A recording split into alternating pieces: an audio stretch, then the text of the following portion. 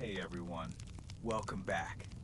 Tonight, we're not just telling stories, we're stepping into echoes, into ancient dust, forgotten rituals, and truths that shaped everything we are. Before we begin, if this kind of journey stirs something in you, go ahead and like the video, maybe subscribe. I'd also love to know where you're tuning in from and what time it is for you.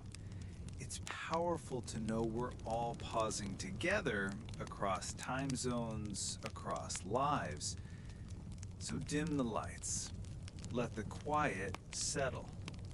Maybe turn on a fan or light a candle, because tonight we travel deep into the real, raw beginnings of humanity.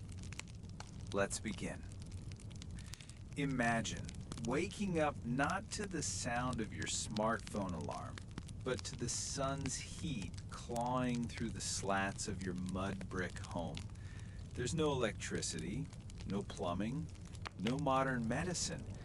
You have no calendar, no weekends, and certainly no vacations. Just survival, day in, day out. You open your eyes to a world where the gods judge you by how well you labor, and your worth is measured in what you endure. The Nile might feed your crops or drown your family. Your diet? Grit-filled bread and beer that tastes like hot cereal. Your job? Dig, haul, grind under a sun that doesn't forgive. But that's just Egypt. Travel west, and you'll meet a society where blood sanctifies stone, where young men volunteer for ritual sacrifice beneath a god serpent's gaze. Or north, where a simple drumbeat carries coded messages through forests thick with fear. Or fast forward to Manhattan, where men dangle above the clouds, building monuments that scrape the sky. You wouldn't last a day in their shoes. But maybe, just maybe, that's the point. Because their footsteps paved your way. This isn't a history lesson. This is your inheritance. And it's time to feel every heartbeat of it. Let's be honest. Ancient Egypt looks glamorous from afar. Golden tombs, majestic pyramids, elegant gods with animal heads. But if you were born a commoner, life wasn't an Indiana Jones adventure. It was a grinding, sun-scorched struggle. Your home wasn't grand. It was a one-room mud brick shelter with a thatched roof, no windows, and barely any privacy. You shared it with family, livestock, smoke, and dust. Water came from the Nile, if you were lucky enough to live near it, and was filled with parasites. The air you breathed carried heat and grit. You rose with the sun, not by choice, but necessity. There was no concept of weekends or retirement. Work defined you as a farmer, builder, artisan, or servant. If the floods came too high or too low, you starved. If you were conscripted to build a monument, you labored from dawn till dusk, lifting stones heavier than your body. Food was basic. Bread, beer, onions. Bread so rough it wore down your teeth. Beer so thick it was practically stew. Meat was a luxury, reserved for the elite or festivals. Most days your meals were repetitive, sustaining but uninspired. Your body bore the cost. Arthritis from hard labor, cataracts from sun exposure. Your average lifespan hovered around 30 to 40 years. Childhood mortality was common. Many children never lived to be named. And yet, there was meaning. The gods weren't distant concepts, they were constant companions. Every act had spiritual weight. You wore amulets, whispered prayers, painted eyes on your boat to guide your journey. Family was your lifeline. Generations lived together, supported each other. Women worked in the fields, managed households, even held property. Life was hard, but community softened its edges. So, would you survive a day in ancient Egypt? Maybe. But it wouldn't be a tour. It'd be a test of will, spirit, and endurance. And for millions, every single day, it was. Now we cross continents and centuries, from the blistering sun of Egypt to the shadowed plazas of ancient Mesoamerica. Teotihuacan, once the sixth largest city in the world, still guards its secrets. Its creators left no written records, no royal decrees, no named kings.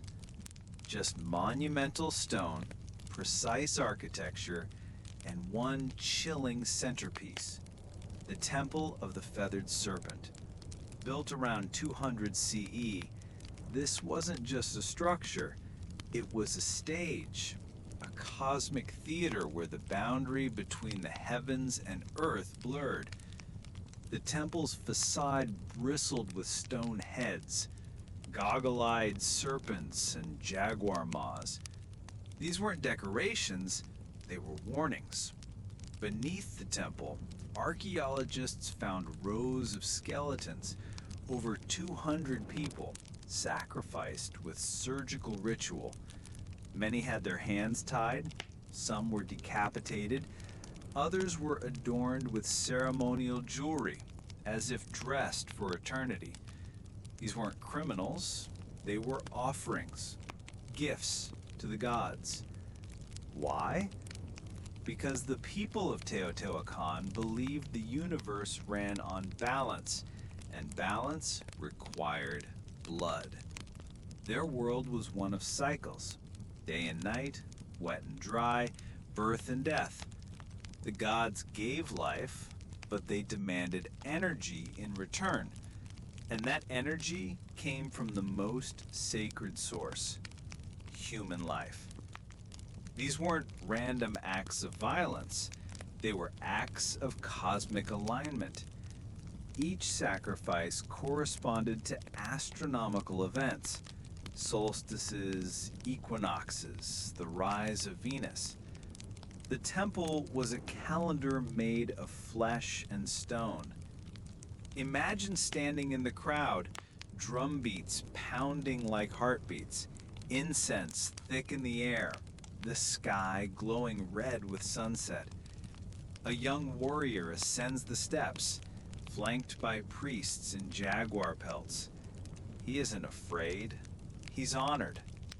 His family weeps, not with sorrow, but with pride. His blood will ensure rain, his soul will nourish the stars. Teotihuacan wasn't ruled by kings, it was ruled by belief, by fear, by awe. And its people weren't coerced, they were devoted. Devotion that shaped their city, their cosmos, and their bones. Buried beneath the pyramid, holding up the heavens. Before we wrote, we drummed. Before we spoke, we listened. Rhythm is humanity's oldest language, and the drum is its voice. Picture a circle of people under a moonlit sky thousands of years ago. They have no written laws, no digital clocks, no maps, but they know the beat. They feel it in their bones. And through that beat, they share more than sound. They share memory, warning, joy, mourning. In West Africa, the djembe wasn't just an instrument, it was a messenger. Talking drums mimicked tonal languages, transmitting messages from village to village faster than a runner ever could. Drums announced births, summoned warriors, and told entire epics through syncopation alone. In the Americas, from the Inuit of the Arctic to the Maya of the Yucatan, drums played sacred roles in rituals, healing ceremonies, and storytelling. The steady pulse grounded communities, unified voices, and bridged the seen and unseen worlds. In Asia, drums were divine. Japanese taiko drummers didn't just perform, they trained, spiritually and physically, to become vessels for the sound. In India, the tabla became a poetic language all its own. A master tabla player could carry a conversation through rhythm, emotion, and tempo. And in Europe, the drum marched with armies. From Roman war calls to Scottish Highland charges, it was rhythm that organized chaos. The drum line was more than music. It was movement, power, precision. During colonial oppression, enslaved Africans brought their drums across oceans, only to have them banned. Slaveholders feared their power because drums could organize, drums could communicate, drums could revolt. So instead, new instruments were born. Feet became percussive, claps turned into codes. Even silence had rhythm. Fast forward to today, from jazz clubs in New Orleans to hip-hop beats in Brooklyn, the drum still leads. In every genre, it forms the backbone, primal, pulsing, proud. We've digitized it, looped it, and remixed it, but its soul remains unchanged. Tap your fingers, stomp your foot. That instinct, it's ancient, it's universal. It's you echoing the oldest truth we've ever known. We are rhythm. We are memory. We are drum. Now we jump to the 20th century. Not ancient, but still audacious. The land is no longer dry riverbanks or sacred plazas. It's steel, glass, and ambition. And the sky is the new frontier. In early 1800s, New York buildings rarely rose more than 5 stories. Anything taller required stairs, and few had the patience or the legs. But then came 2 revolutions, the safety elevator and the steel frame. Suddenly, vertical was possible, and once it was possible, it was irresistible. By the 1920s, a new kind of temple emerged, the skyscraper, built not for gods, but for commerce. Their altars, office desks, their priests, architects, and engineers. The Woolworth Building, 1913, became the Cathedral of Commerce, not just in name, but in spirit.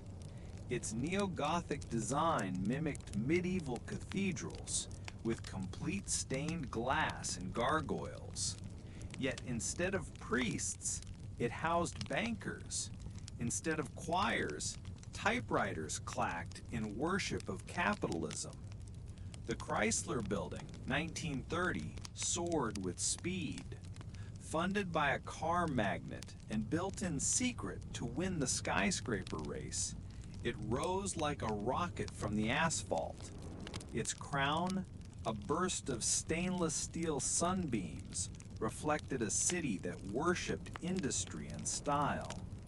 Every detail whispered futurism, ambition, velocity. The Empire State Building, 1931, reigned supreme. Built just in 410 days during the depths of the Great Depression, it was a miracle of engineering and manpower. Thousands of workers, many of them immigrants and Native American Mohawks, toiled day and night. There were no harnesses, no guardrails, just wind, rivets, and the quiet defiance of those who dared to reach the clouds. Then came the World Trade Center, twin monoliths of modernism, symbols of power, and eventually of vulnerability. When they fell on 9/11, it wasn't just buildings we lost, it was certainty. But like ancient builders after a flood, we rebuilt. One World Trade Center rose, taller than before. Wrapped in reflective glass, it holds sorrow and strength in every pane. It's not just a building, it's a prayer. Today, skylines keep reaching. Hudson Yards, Shanghai Tower, Burj Khalifa, structures that bend physics and budget. They house tech empires, financial hubs, luxury suites. But at their core, they are echoes of pyramids, ziggurats, temples, monuments that say, "We were here, we mattered."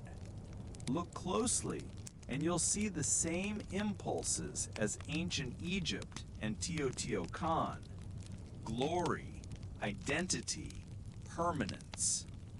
Our pyramids just have better elevators.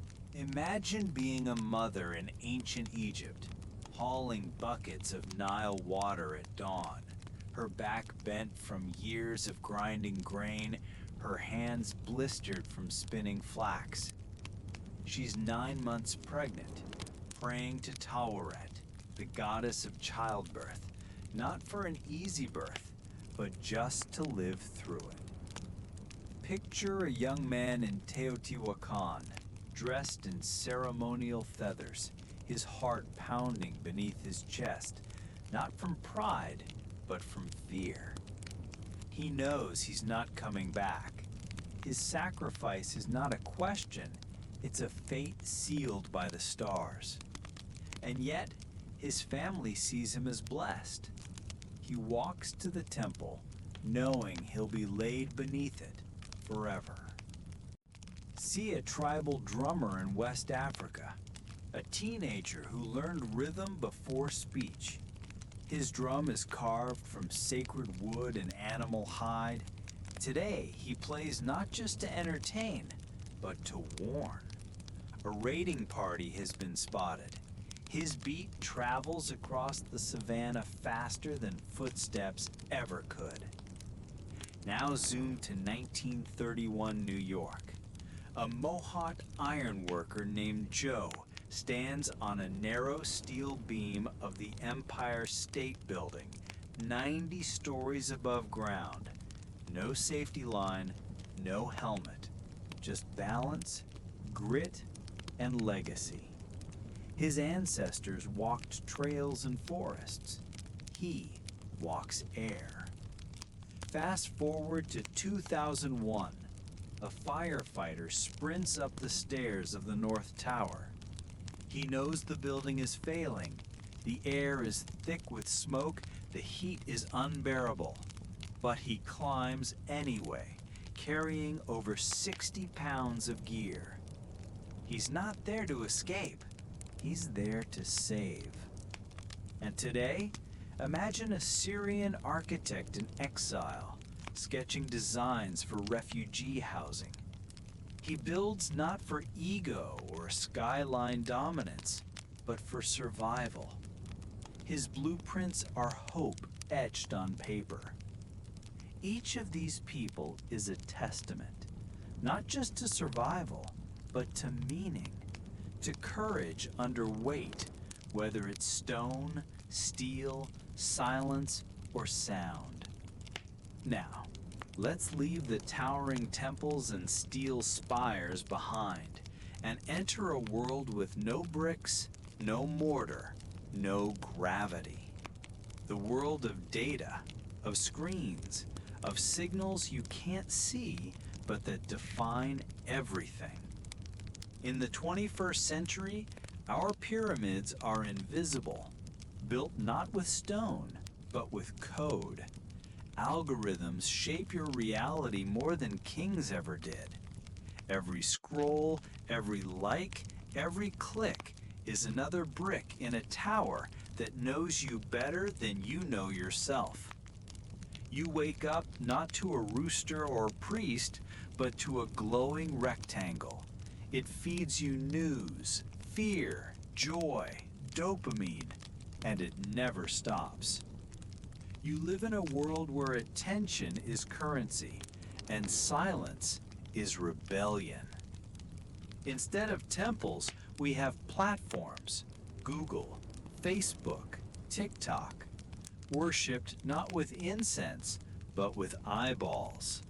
Their gods are metrics, their priests, coders and marketers, cloaked not in robes, but in hoodies. You no longer sacrifice lambs. You sacrifice privacy, identity, time. Your most sacred offerings are your habits, your thoughts, your history, given freely, traded quietly, and stored forever. And yet, just like ancient Egypt or Teotihuacan, there's still awe, still beauty, still the drive to connect. You FaceTime across continents. You fall in love through pixels. You rally millions with a tweet. This is the paradox of the digital age. Power and vulnerability, connection and control, all pulsing through invisible wires. Today, our rituals happen on screens. Our pyramids are data centers. And the gods we serve live in the cloud. Before temples, before tools, before even language, there was the human body. Bone, sinew, breath. Every civilization started not with cities, but with survival. And survival began with flesh. Look at your hands. Your ancestors used them to dig, fight, cradle, and craft.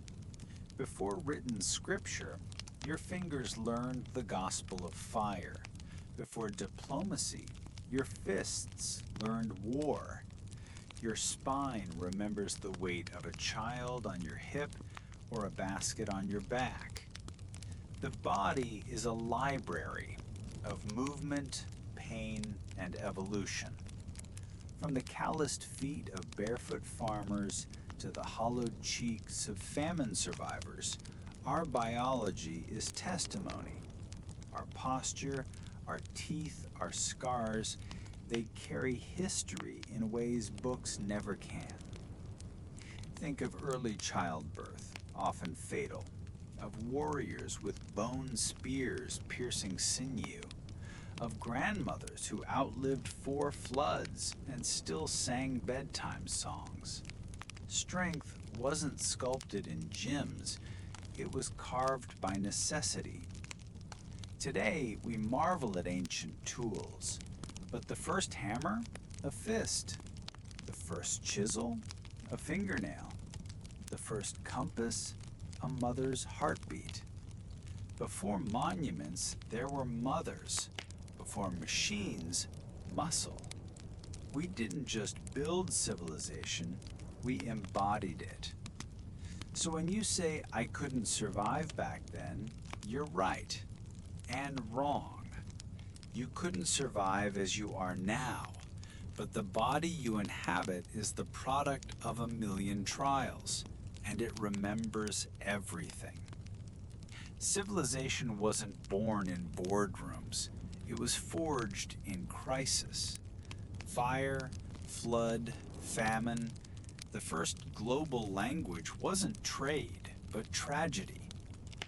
The earliest cities were often built near rivers, lifelines that gave as much as they took. A swollen Nile could destroy crops. A flash flood could erase villages.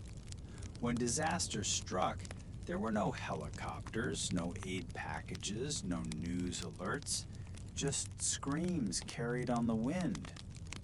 Famine taught more than hunger. It taught ingenuity. Ancient people learned how to store grain, dry meat, trade surplus. In Mesopotamia, entire legal systems were born from the need to manage scarce water. In India, monsoon calendars were carved in stone to predict survival. Fire was both tool and terror. It cooked food, shaped tools, and kept predators away. But a single spark could level a thatched town. Whole mythologies grew around flame. It wasn't just heat, it was divine judgment. Natural disasters weren't rare events. They were annual chapters. Children grew up with them, elders survived them, and cultures evolved because of them. Today, we call 911. We have FEMA, forecasts, evacuation routes. But your ancestors, they had instinct, preparation, and stories passed down like sacred maps. You wouldn't last a season in their world, but you wouldn't be here if they hadn't. We think we're the pinnacle of innovation, but what if we've simply forgotten? Many ancient inventions weren't primitive. They were precise, elegant, and ahead of their time. The Greeks had complex computers like the Antikythera mechanism, a bronze machine that tracked celestial movements with stunning accuracy. The Romans built roads and aqueducts so advanced some still function today. In India, ancient metallurgy created iron pillars that don't rust. In Baghdad, early batteries used lemon juice and copper to spark early electrical potential. And let's not forget the Nabateans of Petra, desert architects who mastered water harvesting in a place where rain was a rumor. Ancient Chinese engineers created earthquake detectors before modern seismographs existed. In Mesoamerica, rubber was being used long before Goodyear ever thought of tires. These were not flukes. They were the result of curiosity, experimentation, and need. Yet many of these technologies were lost through war, colonization, cultural erasure, or simply being dismissed as myth. Imagine where we'd be if they hadn't. So while we marvel at our smartphones and rockets, we might still be catching up to our ancestors, whose ingenuity was born not from luxury, but from survival. Before laws, before borders, even before currency, there was ritual. Ritual gave order to chaos, identity to people, and meaning to suffering. In ancient civilizations, the spiritual and the practical were inseparable. A good harvest wasn't just about irrigation. It meant the gods were pleased. Illness wasn't random, it was punishment or imbalance. Healing required both herbs and prayers. In ancient Egypt, the opening of the mouth ceremony was performed on the dead so they could speak in the afterlife. In Mesopotamia, ziggurats were stairways to heaven, each level a prayer built from clay. In the Americas, sweat lodges and hallucinogenic journeys weren't escape, they were diagnostics, spiritual scans. Rituals were social glue. They marked births, deaths, marriages, seasons, even battles. They ensured unity. Everyone moved to the same rhythm. They passed down memory, each chant a vessel of history. Today, we may scoff at sacrificing goats or tracing runes, but our modern lives are filled with rituals too. Birthdays, weddings, national anthems, even daily coffee routines. Different tools, same intent, to find rhythm in the rush and purpose in the pattern. The ancients weren't irrational, they were intentional. And in every incense curl and sacred dance, they stitched humanity's first map of meaning. Civilizations rise not just on stone, but on words. Language is how we dreamed, debated, documented.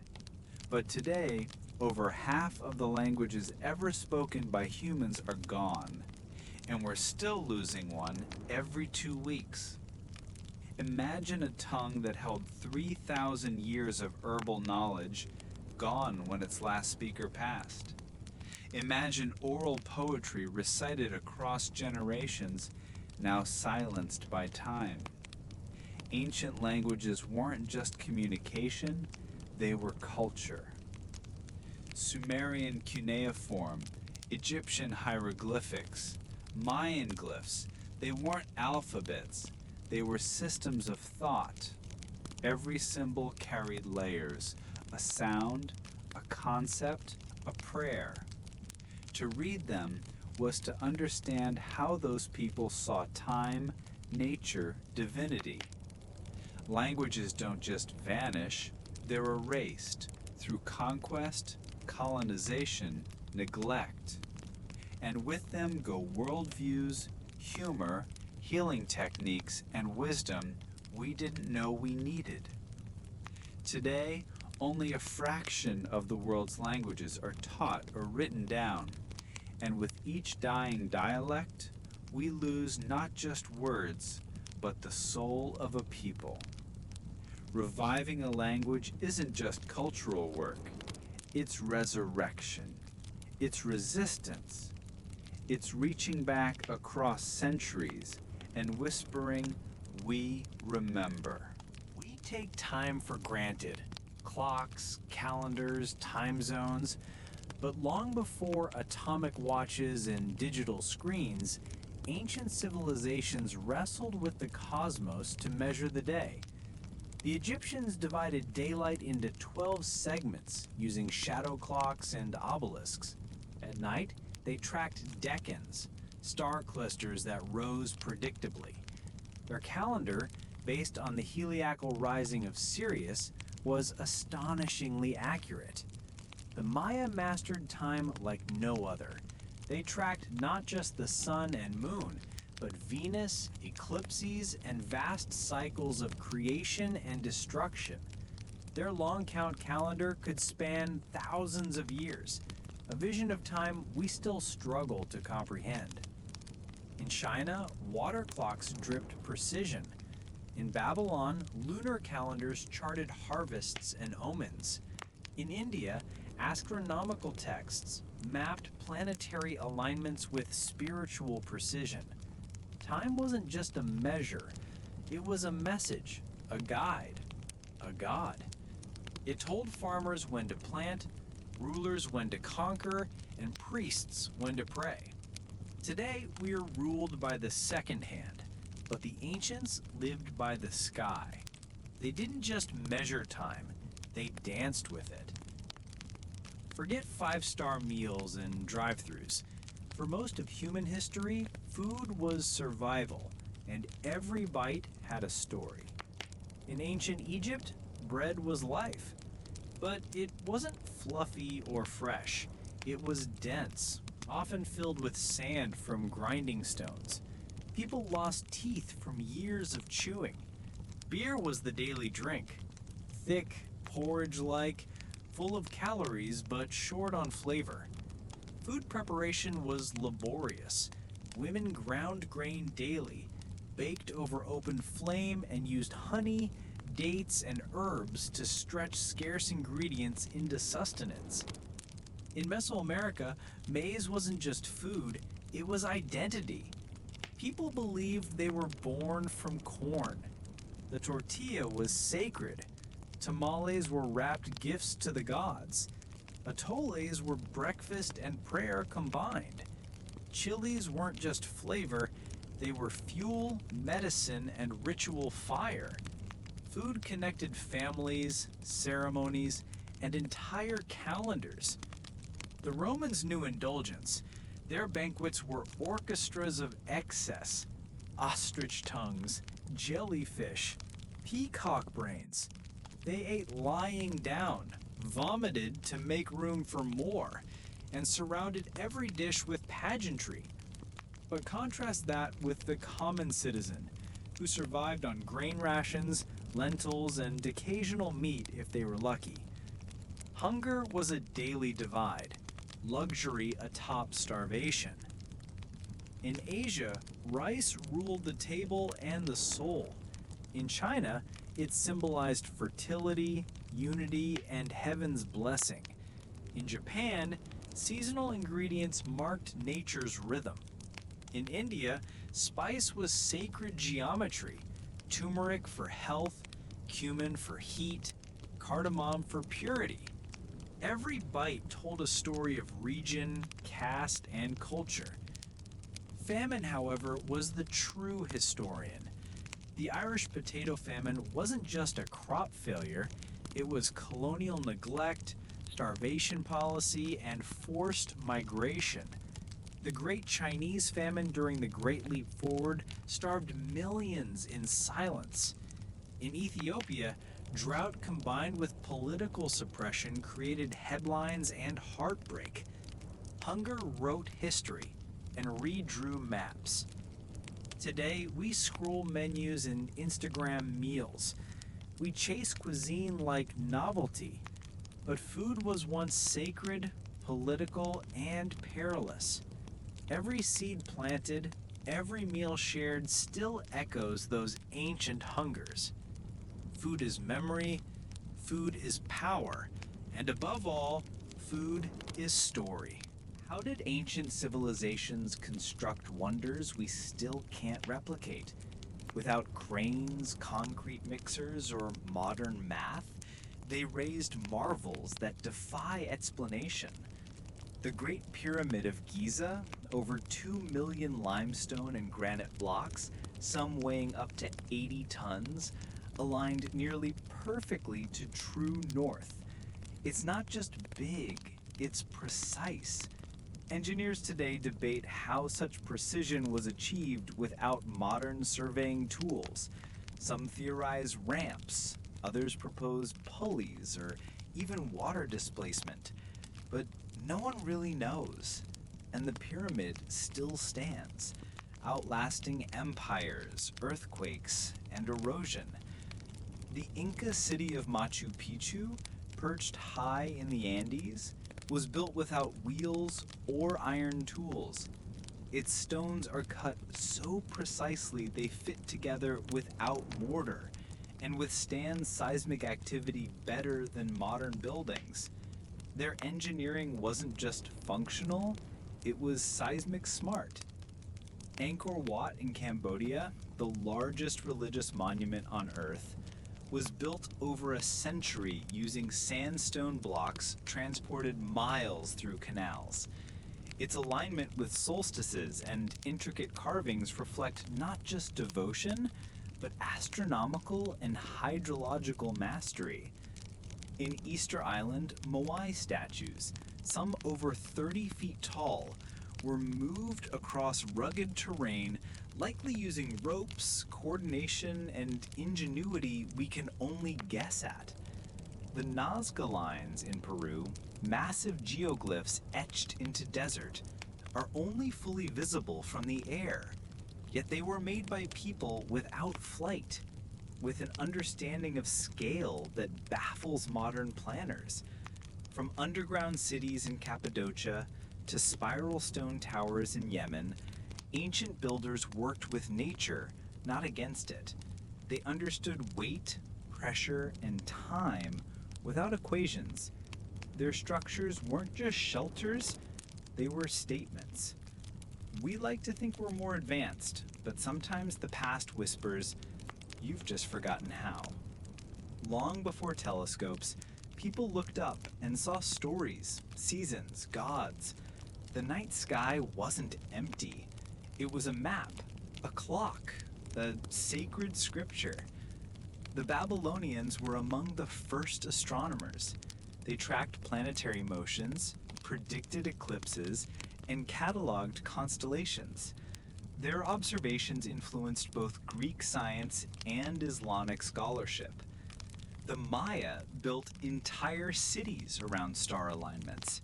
El Castillo in Chichen Itza casts a serpent-shaped shadow during equinoxes.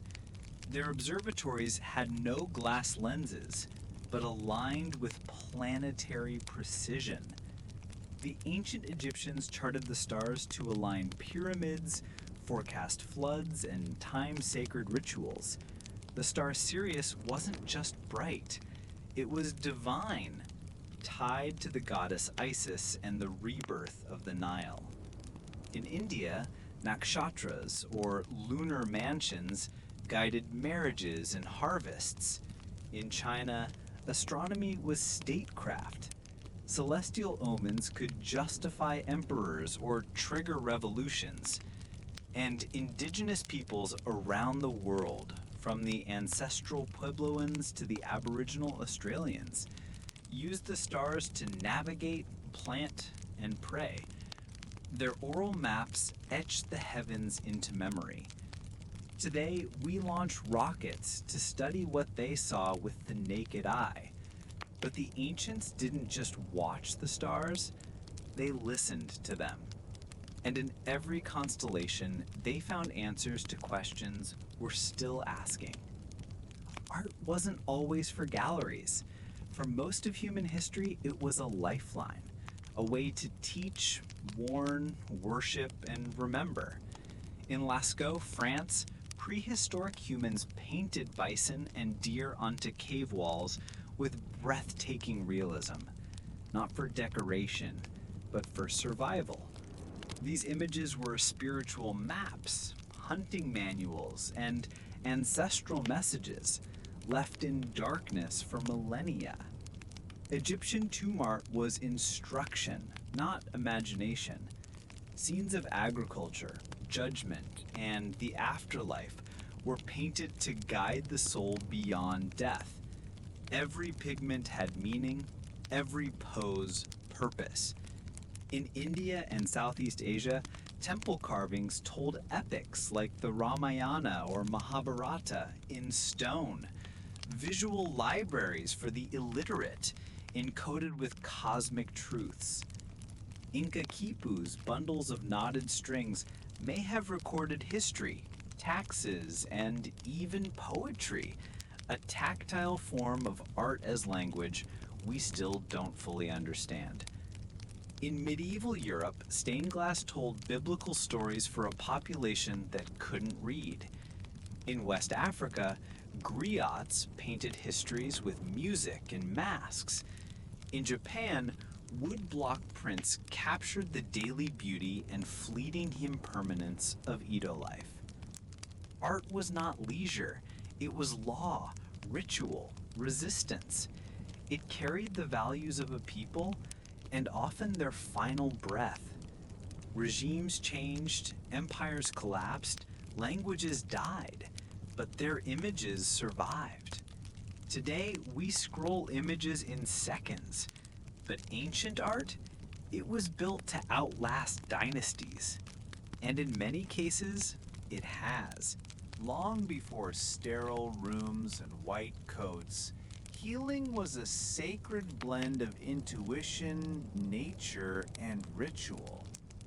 Ancient medicine wasn't just physical, it was spiritual, celestial, and symbolic. In Egypt, physicians were priest healers. They studied scrolls, observed symptoms, and applied poultices of honey, crocodile dung, or moldy bread, a crude antibiotic before science caught up. Incantations were whispered as ointments were applied, because healing came from both gods and ground. In India, the roots of Ayurveda stretched deep. The body wasn't a machine, it was a balance of elements and energies. Herbs, massages, oils, and meditative breathing aimed to harmonize, not just cure. Diagnosis could include pulse reading, astrology, or dosha typing, a system still practiced today. Chinese medicine traced invisible energy lines, meridians, through the body. Acupuncture, herbal brews, and qigong movements targeted flow, not force. Illness wasn't an invader, it was imbalance. The Greeks sought logic in chaos. Hippocrates separated disease from divine wrath. He listened to symptoms, recorded cases, and coined the Hippocratic Oath. Yet, even in logic, mysticism lingered. Dreams, humors, and sacred springs. In Africa, healing was holistic. Plants treated wounds, drumming calmed spirits, and community rituals expelled illness. The healer wasn't just a medic. They were a storyteller, psychologist, and priest. Even in Mesoamerica, obsidian blades performed surgeries, while cacao, tobacco, and hallucinogenic fungi treated both body and soul. Modern medicine may scoff, but many of these ancient methods predated clinical trials with results that endure. Today, we seek integrative healing, wellness trends, and energy work, echoing what our ancestors knew by feel, not formula. They didn't have hospitals, but they had knowledge passed from hand to hand, herb to herb, word to word. And in those early apothecaries of dirt and divinity, healing truly began. Forget classrooms, grades, and diplomas. In the ancient world, education was woven into life, passed through ritual, craft, family, and firelight. In Mesopotamia, the first scribes trained in tablet schools, small, strict institutions where boys learned to read, write, cuneiform, and calculate. Their clay lessons weren't just grammar. They were contracts, prayers, and blueprints of empire. In Egypt, elite children learned math, medicine, and myth in temple schools. But for most, education came from observation. How to sew, how to sail, how to build. Learning wasn't separated from living, it was embedded. In Greece, boys studied under philosophers, poets, and warriors. They debated ethics, recited Homer, and trained in the gymnasium. Knowledge was competition, sharpening mind and body alike. Meanwhile, many women learned quietly through domestic mastery, midwifery, and myth. India's gurukuls nestled in forests. Students lived with their teacher, cooking, cleaning, and chanting Vedas under the stars. Education wasn't consumption, it was transformation. In China, Confucianism made education a moral act. Children memorized the Analects, practiced calligraphy, and dreamed of passing imperial exams. keys to power and purpose. In Africa, elders were libraries. Griots sang genealogy. Craftsmen passed on trade secrets through tools, not textbooks. In indigenous America, knowledge came from sky, plant, and story. The ancients didn't compartmentalize learning. It was sacred, social, and survival based. You didn't go to school, you became it. Today we chase credentials, but once, learning wasn't about test scores. It was about preparing for a life worth living and passing that preparation forward. Before courtrooms, gavels, and bar exams, justice was carved, sung, or shouted into being. Ancient law wasn't abstract, it was inscribed into the bones of culture and stone. In Babylonia, Hammurabi's code stood tall, 282 laws chiseled into black basalt. An eye for an eye wasn't just metaphor, it was policy.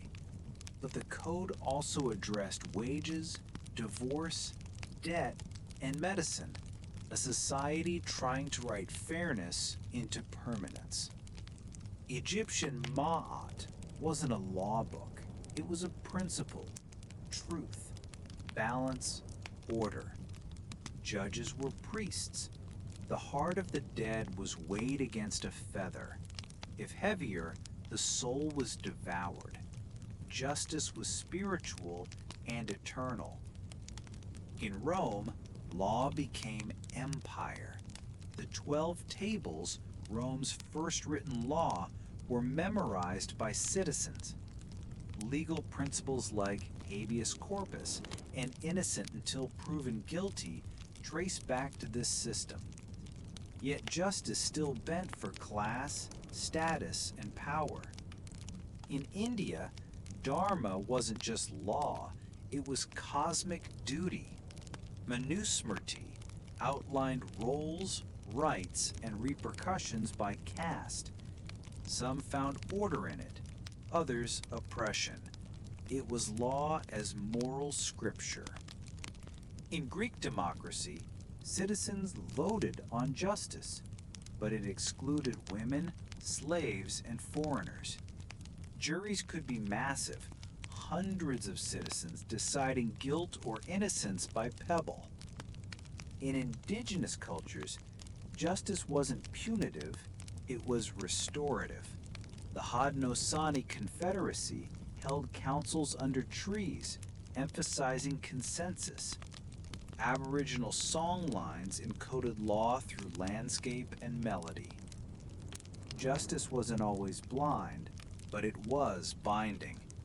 And whether carved in stone or whispered in story, ancient law told people, you belong, you're responsible, you're seen. Today, we still fight over fairness, but the ancients remind us law was never just about punishment. It was about preserving harmony in a fragile human world. Long before banks and bitcoins, value wasn't just counted, it was consecrated. The ancient world ran on more than silver and grain. It ran on belief. In Mesopotamia, temples weren't just places of prayer, they were economic engines. Priests managed land, stored grain, issued loans. Offerings to gods doubled as public investment. Faith and finance were one.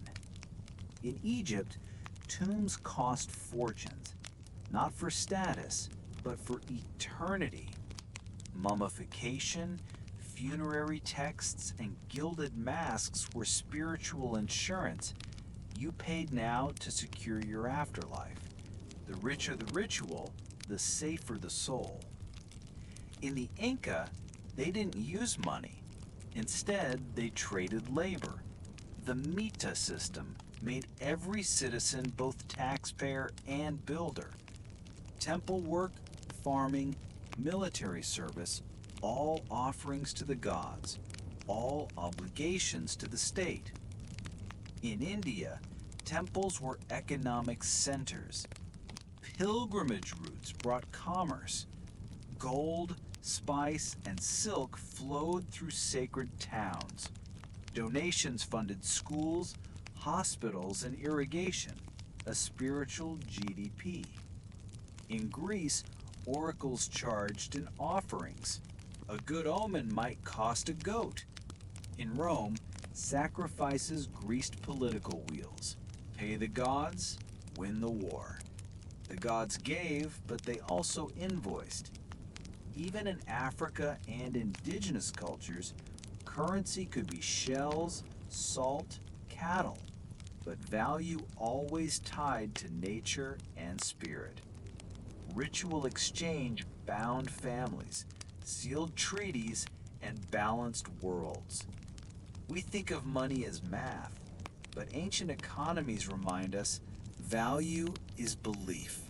Whether gold or grain or goodwill, it only works if we agree it matters. And for thousands of years, what mattered most was sacred. History isn't just in textbooks, it's in your bones, your habits, your instincts. Every ancient civilization we visited today echoes through our modern lives. Their fears still shape our politics. Their tools laid the groundwork for our technologies. Their myths color our stories. Their mistakes still teach us what not to repeat. We are not removed from the past, we are its extension. When you touch a screen, you're continuing the language of cave walls. When you check the time, you honor the Maya, the Egyptians, the Chinese stargazers. When you gather with others, celebrate a birthday, or mourn a loss, you're partaking in rituals as old as humanity itself. You wouldn't last a day in their world, but you wouldn't be here without them. And maybe, just maybe, some future civilization will look at us with our own struggles, triumphs, and technologies and ask the same question. How did they survive? Thanks for walking through time with us. If this video stirred something in you, a sense of awe, a flicker of pride, or even a moment of gratitude, then don't keep it to yourself. Like this video. Share it with someone who's forgotten how far we've come.